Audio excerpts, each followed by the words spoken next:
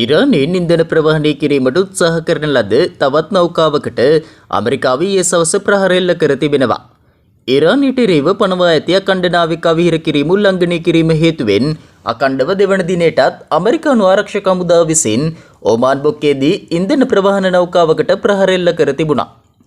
පලාව් ධජ යටතේ යාත්‍රා කරන ලද MT සෙටබෙලා නෞකාවේ කාර්ය මණ්ඩලය ඇමරිකානු හමුදාවන්ගේ උපදෙස්වලට අනුකූල වීමට අපොහොසත් වීමෙන් අනතුරුවයි මධ්‍යම සේනා විධානය යටතේ ක්‍රියාත්මක ප්‍රහාරක ගුවන් යානයක් නෞකාවේ එන්ජින් කාමරයට නිර්වද්‍ය ප්‍රහාරයක් එල්ල කර තිබුණේ.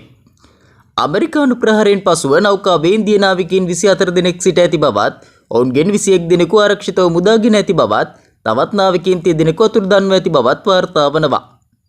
අප්‍රේල් 13 වන දින සිට ඇමරිකාව විසින් ඉරානයට එරෙහිව පනවා ඇති නාවික අවහිර කිරීමෙන් පසුව නෞකා 8ක් ප්‍රහාර එල්ල කිරීමෙන් අක්‍රිය කර ඇති අතර තවත් නෞකා 134ක් කරවා ඇති බවයි ඇමරිකානු ආරක්ෂක අංශ සඳහන් කළේ.